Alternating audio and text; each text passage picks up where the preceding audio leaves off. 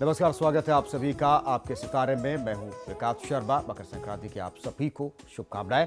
जिस तरह से शरीर की बनावट देखकर व्यक्ति के चरित्र के बारे में अंदाजा लगाया जा सकता है, बताया जा सकता है, उसी तरह माथे की लकीरें भी इंसान के बारे में बहुत कुछ कहती है, बहुत कुछ बताती है।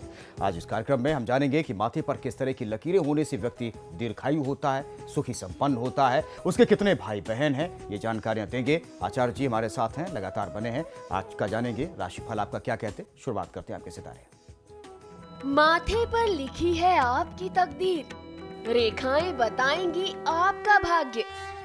जानिए पंडित वैभव नाथ शर्मा से माथे की रेखाओं का रहस्य।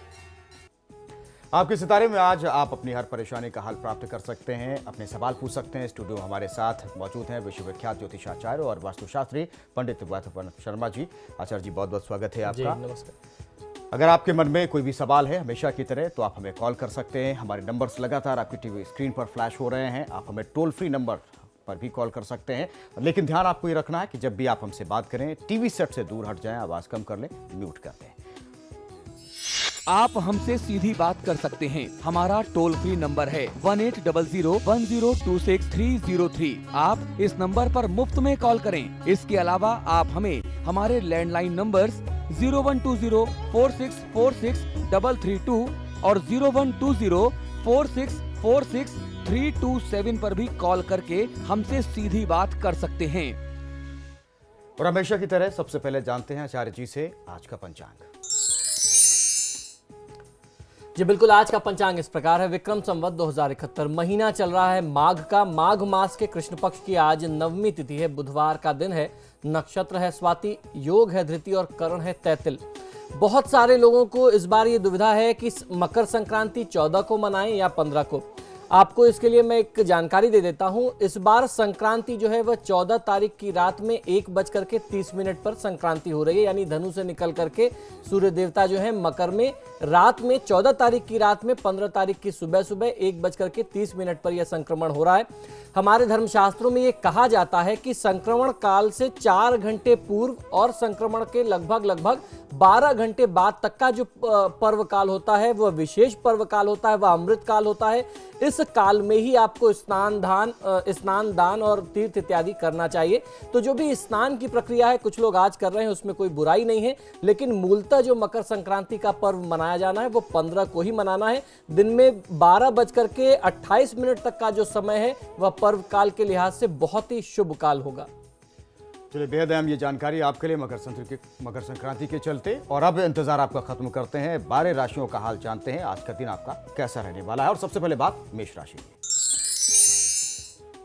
मेष राशि वाले जातक लोगों को आज किसी भी व्यक्ति पर बहुत आसानी से विश्वास नहीं करना चाहिए। हो सकता है आप जिसको बहुत करीब ला रहे हैं, जिस व्यक्ति पर बहुत विश्वास कर रहे हैं, वह व्यक्ति आपका विश्वास तोड़ दे। आज की दिनचर्या को शुभ बनाने के लिए ओम मायने नमः मंत्र का 108 बार जाप कर लेना आपके लिए सर्वोत्तम होगा। आज क्रोध करने से बचना चाहिए। तो क्रोध करने से आपको बचना होगा। और अब राशि वृषभ राशि वाले जातकों के लिए आज का दिन कैसा रहने वाला है, कैसे आज के दिन को अच्छा बना सकते हैं। वृषभ राशि वाले जातक लोगों के लिए आज की दिनचर्या में आपके लिए कुछ बड़े सरप्राइजेस हो सकते हैं। आपको उनसे चौंकना नहीं चाहिए, घबराना नहीं चाहिए। जो भी परिस्थितियां होंगी वह आपके पक्ष में होंगी। आज की दिनचर्या में आपको प्रयास ये करना है कि अपने कार्यक्षेत्र में और अपने परिवार में हर व्यक्ति को साथ लेकर के चलें। लोगों को अपने से जोड़ेंगे तो आपको ज्यादा फायदा मिलेगा। आज के दिन को शुभ बनाने के लिए ओम भक्ति प्रियाय नमः मंत्र का 108 बार जाप कर लेना आपके लिए सर्वोत्तम होगा। किसी की निंदा करने से बचना चाहिए। और अब बारी मिथुन राशि की। आज का क्या उपाय है मिथुन राशि वाले जातकों के लिए। मिथुन राशि वाले जातक लोग आज की दिनचर्या में आप जो भी काम करते हैं सारा काम पहले से प्लान बना करके करें। पूर्व नियोजित तरीके से काम करेंगे तो काम करने में आपको बहुत ज्यादा आसानी हो जाएगी। आप कहीं काम में बीच में भ्रमित नहीं होंगे। आज के दिन को शुभ बनाने के लिए भगवान काल भैरव की आराधना आपके लिए सर्वोत्तम होगी। श्री काल भैरवाष्टकम का पाठ करते हैं तो बहुत अच्छा लाभ लिया जा सकता है। आज मांसाहार के सेवन से आपको बचना चाहिए। और चलिए, आप इंतजार कर रहे हैं कर्क राशि वाले जातकों के लिए आज का दिन किस तरह से शुभ बना सकते हैं, आप लोग को क्या उपाय कर सकते हैं वो भी जानिए। कर्क राशि वाले जातक लोगों को आज की दिनचर्या में आवश्यकता है कि आप अपने व्ययों पर नियंत्रण करें, यानी अपने खर्चों पर कंट्रोल करना आपके लिए बहुत आवश्यक है, वरना आपको आने वाले समय में बहुत गंभीर आर्थिक समस्या का सामना करना पड़ सकता है। आज के दिन को शुभ बनाने के लिए देवी कवच का पाठ यदि आप करते हैं तो आपके लिए सर्वोत्तम होगा। आज आपको बहुत सोच समझ करके काम करना चाहिए, किसी के बहकावे में आने से आपको बचना है। साथ ही साथ आज की दिनचर्या में काले रंग के वस्त्रों के प्रयोग से आप बचें तो आपके लिए शुभ होगा। और चलिए अब जान लेते हैं सिंह राशि वाले आज के दिन को अच्छा कैसे बना सकते हैं। सिंह राशि वाले जातक लोग, आप अगर किसी प्रोजेक्ट में पैसा लगाने जा रहे हैं तो उस परियोजना में निवेश करने से पहले बहुत अच्छे तरीके से सोच विचार कर लें और उस कार्य के बारे में जितनी ज्यादा से ज्यादा महत्वपूर्ण जानकारी आप प्राप्त कर सकते हो वह जानकारी आपको एकत्रित कर लेनी चाहिए। आज के दिन को शुभ बनाने के लिए श्री गणपति अथर्वशीर्ष का पाठ करेंगे तो बहुत अच्छा फायदा मिलेगा। किसी भी परिस्थिति में अपने आत्मविश्वास में कमी मत आने दीजिए। बिल्कुल, आत्मविश्वास में कमी होगी तो आपके काम में रुकावट जरूर आएगी और आपको आत्मविश्वास बनाकर चलना होगा। और अब बारी कन्या राशि वाले जातकों की। कन्या राशि वाले जातक लोग, आपके अंदर जो धैर्य की कमी है उससे दूर करने की आवश्यकता है। जितने धीरज से, जितने इत्मीनान से काम करेंगे, स्वयं में विश्वास रख करके काम करेंगे, उतना अच्छा आपको फायदा मिलेगा। अपने अतीत की बुरी यादों को भुला दें और अपने आने वाले कल पर आप ध्यान दें तो आपके हित में है। आज के दिन को शुभ बनाने के लिए श्री दशरथ कृत शनि स्तोत्र का पाठ कर लेना आपके लिए सर्वोत्तम होगा। किसी की निंदा करने से बचना चाहिए। और आज मकर संक्रांति का पर्व है। आपके मन में कई सारे सवाल हो रहे होंगे। हमेशा की तरह आप हमसे सवाल पूछते हैं, आचार्य जी उसका जवाब देते हैं और आज भी आप अपना सवाल पूछ सकते हैं। हमारा नंबर लगातार आपके टेलीविजन स्क्रीन पर फ्लैश हो रहा है। एक कॉलर इस वक्त महेश जी हमारे साथ जुड़ चुके हैं उत्तराखंड से। महेश जी, क्या पूछना चाहते हैं? गुरु जी नमस्कार। जी नमस्कार, बताइए। जी मैं ये पूछना चाहता हूँ, मेरा कोई भी काम नहीं बन के दे रहा है सर। मैं ट्रांसपोर्ट का काम करता हूँ जी।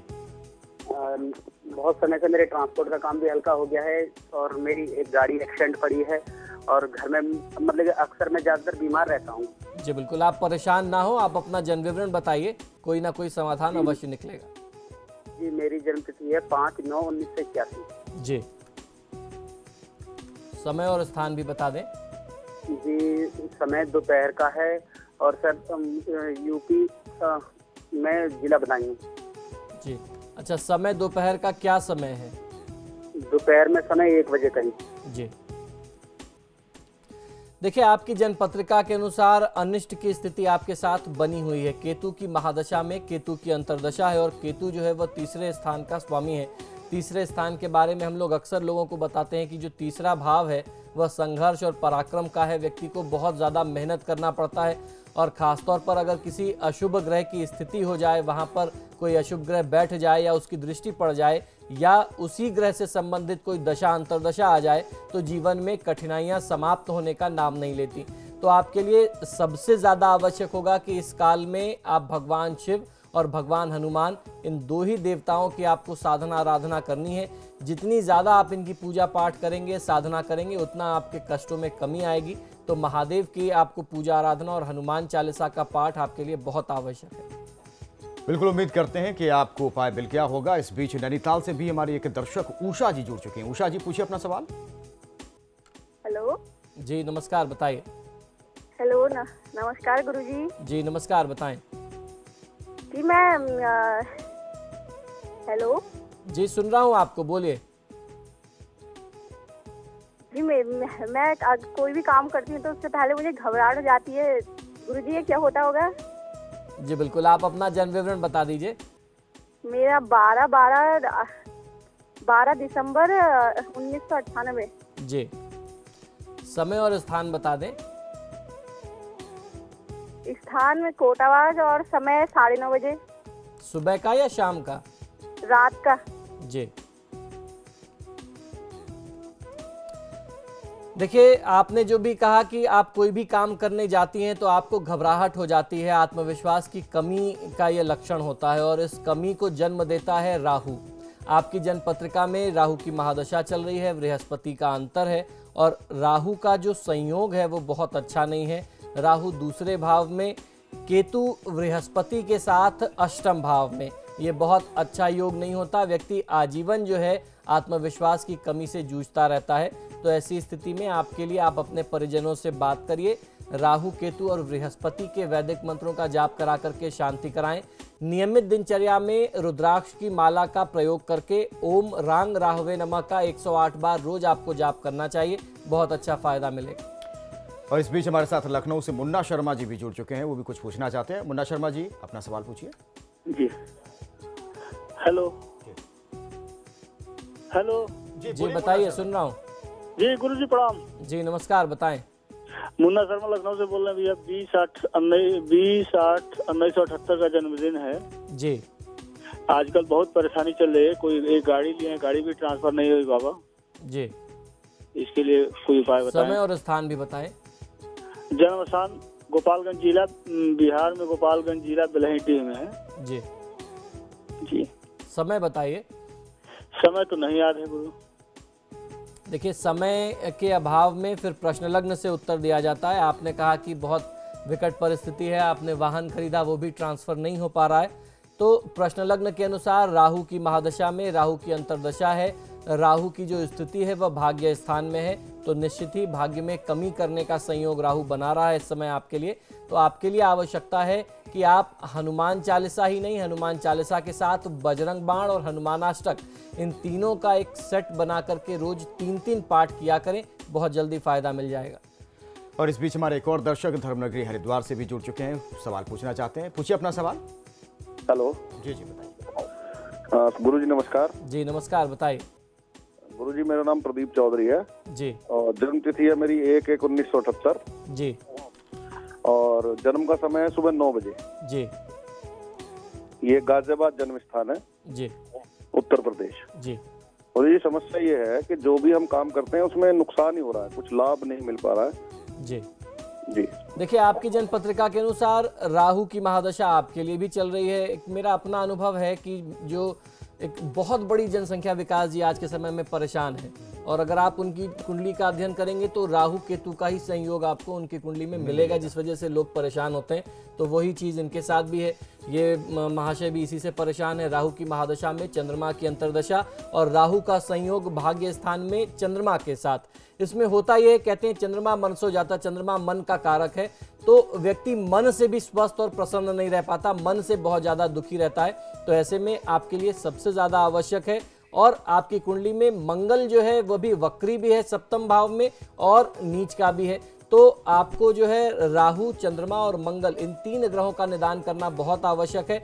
जब तक आप मंगल का निदान नहीं करेंगे तो आप अपने कार्यक्षेत्र में, अपने परिवार में, अपने जीवन में एक जो सफलता चाहते हैं, जो संतुष्टि चाहते हैं, वो आपको प्राप्त नहीं होगी। तो राहु, मंगल और चंद्रमा, इन 3 ग्रहों का निदान करें, और मंगलवार के दिन हनुमान जी को सिंदूर और चमेली के तेल का चोला अर्पित करिए। ऐसा 3 मंगलवार करें तो आपको फायदा बहुत अच्छा मिलेगा। बिल्कुल, अगर ये आप उपाय करेंगे तो आपके कष्ट जरूर दूर होंगे। और हमें पता है कि आप भी अपना सवाल पूछना चाहते हैं, आप अपनी राशि के बारे में जानना चाहते हैं, क्या उपाय कर सकते हैं। छोटा सा ब्रेक ले रहे हैं, लौटने चलते हैं।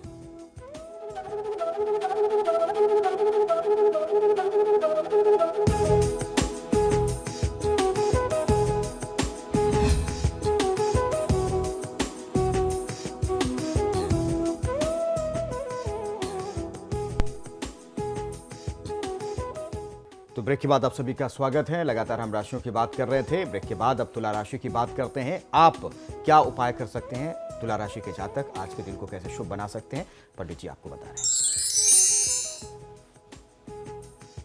जी बिल्कुल, तुला राशि वाले जातक लोगों के लिए आज आपको अपने काम को संगठित करने की आवश्यकता है। आपका काम जो है वो बहुत ज़्यादा अव्यवस्थित है, आप उसको ऑर्गेनाइज करेंगे तो फायदा मिल सकता है। आज की दिनचर्या में आपसे कोई मदद भी, सहायता भी मांगने आ सकता है, आपको यथासंभव उसकी सहायता अवश्य करनी चाहिए। आज के दिन को शुभ बनाने के लिए श्री वाल्मीकि जी द्वारा रचित भगवान गणेश जी के स्तवन का पाठ आप करेंगे तो बहुत अच्छा फायदा मिल सकता है। किसी वाद विवाद, लड़ाई झगड़े में आपको नहीं पड़ना चाहिए। बिल्कुल झगड़े से दूर रहें, और आपके लिए भी ये बेहतर है, सभी के लिए बेहतर होता है। क्रोध बिल्कुल ना करें। और अब बात करते हैं वृश्चिक राशि वाले जातकों की। वृश्चिक राशि वाले जातक लोग आज की दिनचर्या में आपके ज्ञान से सब प्रभावित हो सकते हैं, इसलिए जितना हो सकता है आपको अपनी जानकारी, अपने ज्ञान, अपने विचार, अपने जो आपके सृजनात्मक आइडियाज़ हैं वो लोगों के साथ बांटने चाहिए। आज के दिन को शुभ बनाने के लिए श्री चंडी कवच का पाठ कर लेना आपके लिए सर्वोत्तम होगा। भाई बंधु के साथ वाद विवाद न करें, आपके हित में है। तो बिल्कुल विवाद में पड़े और खासतौर अपने परिवार में इस विवाद से दूर रहें। और अब बात धनु राशि वाले जातकों की। धनुराशि वाले जातक लोगों के लिए आज कोई बहुत अच्छी जॉब की ऑफर आपको मिल सकती है यदि आप नौकरी पेशा हैं, लेकिन इससे आप थोड़ा सा कंफ्यूज भी हो सकते हैं। आप ये निर्णय नहीं कर पाएंगे कि आपको ये ऑफर स्वीकार करना चाहिए, ये प्रस्ताव स्वीकार करना है या अपनी नौकरी को ही कंटिन्यू करना है। तो बहुत सूझबूझ के साथ बुद्धि विवेक से निर्णय करें और अपने किसी अनुभवी व्यक्ति से, किसी योग्य व्यक्ति से अगर आप सलाह ले लेंगे तो आपको कहीं ज़्यादा अच्छी सुविधा हो जाएगी निर्णय बनाने में। आज के दिन को शुभ बनाने के लिए श्री कृष्ण सहस्त्रनाम स्तोत्रम का पाठ कर लेना आपके लिए सर्वोत्तम होगा। वाहन का प्रयोग बहुत तेज गति में करने से बचना चाहिए। और वैसे भी फॉग बहुत ज़्यादा है, अगर आप गाड़ी तेज से चलाते हैं तो कोई हादसा भी हो सकता है। आपको बहुत ध्यान से, सावधानी से, अगर आपको कहीं जाना है तो गाड़ी सावधानी से चलानी होगी। और अब मकर राशि वाले जातकों को किस तरह से आज वो अपने दिन को बेहतर बना सकते हैं। मकर राशि वाले जातक लोगों को आज की दिनचर्या में आवश्यकता है कि आप आत्मसंयम बना करके रखें, वरना आपका बनता हुआ कार्य जो है वह बिगड़ सकता है। बहुत ज्यादा क्रोध, उत्तेजना का प्रयोग आप मत करिए। उत्तेजना में किसी से कोई बात भी नहीं करनी चाहिए। आज के दिन को शुभ बनाने के लिए श्री गोपाल सहस्त्रनाम स्तोत्रम का पाठ कर लेना आपके लिए सर्वोत्तम होगा। आज ऐसा कोई भी व्यवहार ना करें जिससे बड़े बुजुर्गों के दिल को, उनकी भावनाओं को ठेस पहुंचे। और अब कुंभ राशि वाले आज के दिन को किस तरह से शुभ बना सकते हैं और क्या कर सकते हैं। कुंभ राशि वाले जातक लोगों को आज जितना हो सके उतना अपने आसपास के लोगों से सीखने का प्रयास करना चाहिए। सीखने की कोई उम्र नहीं होती, कोई अवस्था नहीं होती और आप किसी भी उम्र में किसी भी उम्र के व्यक्ति से ज्ञान प्राप्त कर सकते हैं, इसमें कोई बुराई नहीं है। स्वयं को जितना आप अपडेट रखेंगे, जितना जानकारी आपकी बढ़ती जाएगी, उतना आपके हित में अच्छा होगा। आज के दिन को शुभ बनाना श्री कृष्ण सहस्त्रनाम स्तोत्र का पाठ करना चाहिए आपको और अपनी वाणी पर नियंत्रण किसी भी परिस्थिति में आप मत खोइए। और अब बारी मीन राशि वाले जातकों के लिए आज के दिन को वो किस तरह से बेहतर बना सकते हैं, पंडित जी उपाय बता रहे हैं। मीन राशि वाले जातक लोग, यदि आप कोई नया कार्य आरंभ करना चाहते हैं तो आज का दिन बहुत अच्छा है। आप इस कार्य का श्री गणेश आज कर सकते हैं। आज की दिनचर्या में आपको प्रयास करने से कोई नया बिजनेस पार्टनर, व्यापारिक सहयोगी मिल सकता है। आज के दिन को शुभ बनाने के लिए संतान गोपाल स्तोत्र का पाठ आपको अवश्य करना चाहिए। अपने कार्य क्षेत्र में पार्टनर से वाद विवाद या झगड़ा न बढ़ाएं तो आपके हित में होगा। बिल्कुल, और आपको ये उपाय करने होंगे, लेकिन आज के दिन आप क्या महा उपाय कर सकते हैं, पंडित जी आपको बता रहे हैं। जी बिल्कुल, आज के महा उपाय में हम लोग जानने वाले हैं कि आपके माथे की लकीरें क्या कहती हैं। जिस तरीके से हम लोग अपना भविष्य कई माध्यमों से जानते हैं, कुंडली दिखाते हैं, अपनी हस्तरेखा का अध्ययन कराते हैं, तो उसी क्रम में आज हम लोग जानते हैं कि माथे की लकीरें जो होती हैं उनसे आप अपना भविष्य कैसे जान सकते हैं। बहुत आसान है। अक्सर लोग कहते हैं कि किसी के माथे पर नहीं लिखा होता कि कौन सा व्यक्ति कैसा है या कौन सा व्यक्ति क्या है, लेकिन वहीं सामुद्रिक शास्त्र, जिसे सामुद्रिक विज्ञान कहा जाता है, सामुद्रिक विज्ञान के अनुसार हर व्यक्ति के बारे में उसके माथे पर ही साफ साफ लिखा होता है। आवश्यकता होती है उसे पढ़ने की, यानी माथे पर खींची हुई लकीरों को अगर कोई व्यक्ति पढ़ना सीख ले तो किसी भी व्यक्ति के बारे में आप पूरी जानकारी पहले ही प्राप्त कर सकते हैं। जरूरी नहीं है कि आपको उसके लिए बहुत डिटेल में, बहुत गूढ़ अध्ययन करना हो। आप व्यक्ति को एक बार मिलकर के, एक झलक देख करके ही उसके बारे में जानकारी प्राप्त कर सकते हैं। तो आइए जानते हैं किस प्रकार के व्यक्ति दीर्घायु होते हैं, दीर्घजीवी होते हैं, उनकी माथे की लकीरें कैसा ऐसा हमें जानकारी देती हैं, किस प्रकार से, ऐसे कौन से लक्षण हैं। जिस व्यक्ति के माथे पर स्वच्छ, सरल, गंभीर और पूर्ण रूप से स्पष्ट रेखाएं बनी होती हैं, पूर्ण तरीके से साफ साफ रेखाएं होती हैं, वो बहुत दीर्घायु और सुखी होते हैं। ललाट के एक छोर से दूसरी छोर तक जाने वाली एक स्पष्ट रेखा 20 वर्ष की आयु को दर्शाती है। ऐसी जितनी रेखाएं ललाट पर होती हैं उस व्यक्ति की आयु उतनी होगी। आप उसको 20 से मल्टीप्लाई कर सकते हैं। जिनके मस्तक पर छोटा सा चंद्रमा का आकार बना होता है, चंद्र की आकृति बनी हुई होती है, उन पर ईश्वर की विशेष कृपा होती है। ऐसे लक्षण तो महादेव के साथ होते हैं। महादेव अपने मस्तक पर चंद्रमा को धारण करते हैं। तो ऐसे लोगों के मस्तक पर अगर अर्धचंद्र की आकृति मिल जाए तो समझ लीजिए वह व्यक्ति महान संत होगा, महान सन्यासी होगा, उपदेशक होगा, योगी होगा और राष्ट्र प्रवर्तक होगा। उसके माध्यम से राष्ट्र में बहुत सारी नई चीजें हो सकती हैं। अब जानते हैं कि माथे की लकीरों को देख करके आप ये कैसे पहचानें कि व्यक्ति के भाई बहनों की संख्या कितनी होगी या कितने भाई बहन होंगे। मस्तक पर जितनी रेखाएं बनी होती हैं व्यक्ति के उतने ही भाई बहन होते हैं। मोटी रेखाएं भाइयों को दर्शाती हैं एवं पतली रेखाएं जो होती हैं वो बहनों की मानी जाती हैं। जिनका मस्तक चौड़ा होता है उस व्यक्ति के कई पुत्र होते हैं, लेकिन आजीविका में परेशानी का सामना इनको बार बार करना पड़ता है। कोई भी इनका एक काम बहुत अच्छा नहीं चलता। इनके बच्चे भाग्यशाली और बहुत ही कर्मठ होते हैं। अपने स्वयं अपने परिश्रम से, अपनी मेहनत से अपना भविष्य बनाते हैं। ऐसे भी कई सारे लक्षण होते हैं जिनको आप देख करके समझ सकते हैं कि इस व्यक्ति का कई सारी स्त्रियों के साथ संबंध हो सकता है। तो आइए जानते हैं वो कौन से लक्षण हैं। जिस व्यक्ति के मस्तक के ऊपरी हिस्से में उभार हो और नीचे की तरफ हल्का सा झुकाव हो, या मस्तक अंदर की तरफ दबा हुआ हो, ऊपर से उठा हुआ अंदर से दबा हुआ होता है, वे उच्च पद को प्राप्त करते हैं। साथ ही ऐसे व्यक्तियों के जो संबंध होते हैं वह कई स्त्रियों के साथ होते हैं। अक्सर इन्हें स्वास्थ्य संबंधी परेशानियों का सामना भी करना पड़ता है। जिनका मस्तक नीचे से उठा हुआ हो और ऊपर की ओर नीचे से ऊपर की ओर उठा हुआ होता है, वह धैर्यवान होते हैं, बुद्धिमान होते हैं और धनवान होते हैं। इनका वैवाहिक जीवन सरल एवं सुखमय होता है। इनके जीवन में किसी भी प्रकार के कष्ट का सामना इनको नहीं करना पड़ता। अगर किसी भी व्यक्ति के माथे पर कोई रेखा ना हो, माथा एकदम प्लेन हो, ब्लैंक हो, एकदम साफ हो, तो क्या समझना चाहिए? जिनके मस्तक पर रेखा नहीं होती वह व्यक्ति धनी और दीर्घायु होता है, और जिनके ललाट गहरे होते हैं वह गलत तरीके से धनोपार्जन करते हैं। अपने गलत कार्यों के कारण इन्हें जेल यात्रा तक करनी पड़ सकती है। ऐसा लक्षण समझना चाहिए।